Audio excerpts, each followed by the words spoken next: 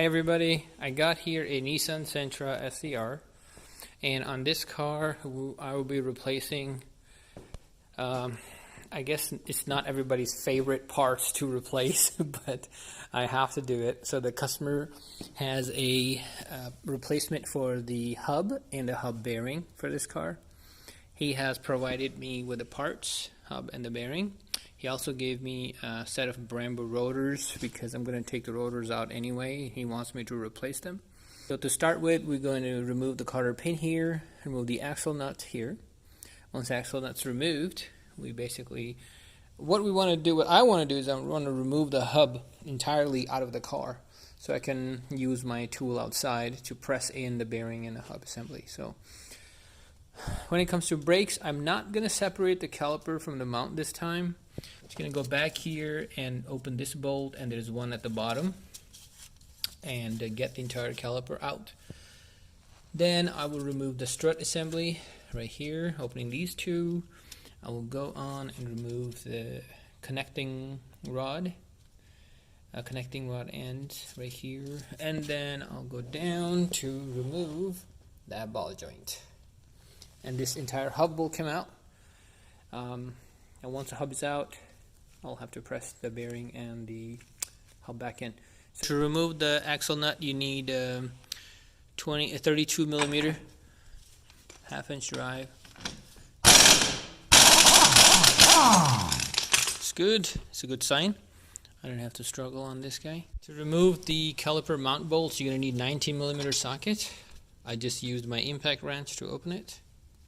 Impact gun, sorry. Here you go. Comes off. Rotor should just slide out. Alright. So now I have 2 point of connections left. I got a lower ball joint here and the connecting rod end. Gonna straighten this cotter pin so we can take this out.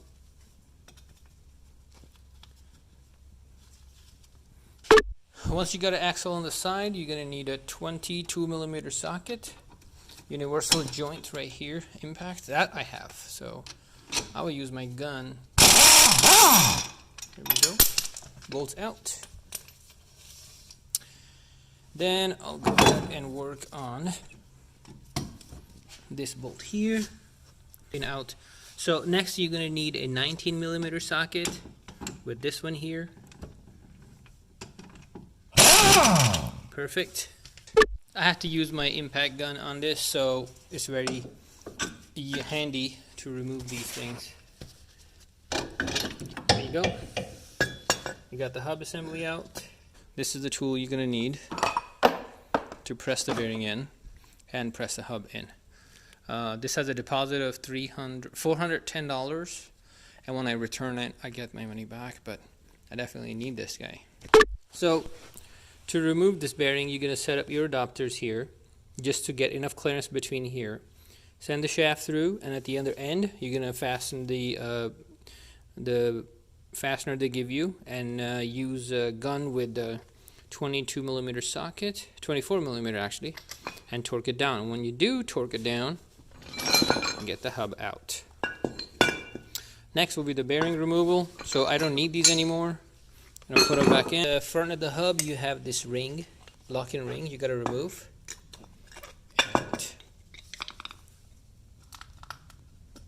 there we go. Here we go. You got the ring out. Then we can set up the press to take the hub out. Now, the hub is going to come out this direction, up, because the locking ring is here. Do not try to push it that direction, you'll break the brim here. Okay.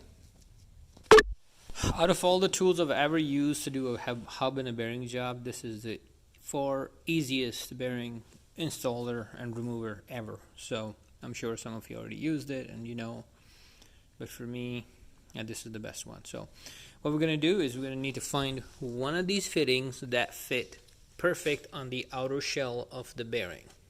So in my fastener on it, torque that one down. Hub come in here, so I'm going to use the gun on this and take it off. Same 24 millimeter socket is required.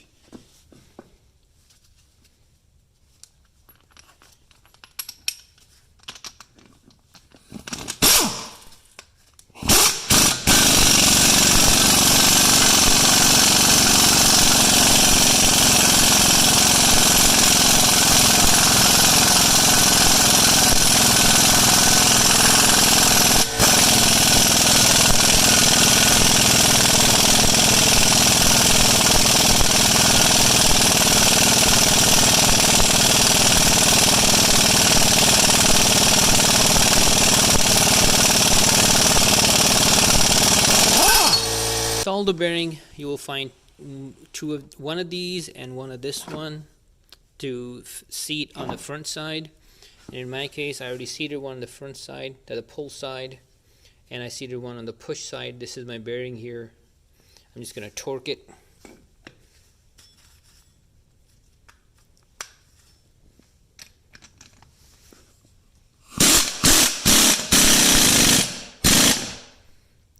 And occasionally I want to take a look.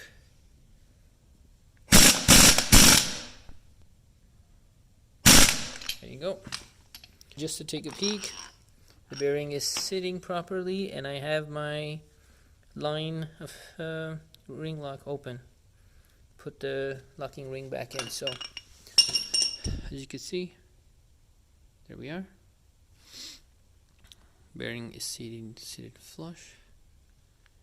So I used the same fittings I had set, and I pressed in the hub itself too. So altogether, this hub and the bearing should be extremely easy to install with this tool, even remove. So if you're doing this by yourself, just rent this tool, spend the money, and guess what?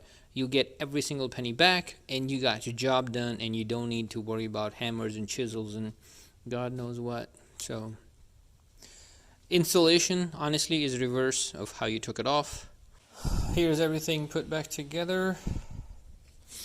So I'm going to start putting all the cotter pins in. Everything is tightened back up. Caliper bolts are tightened back up. The ball joints tighten back up, and that's a wrap.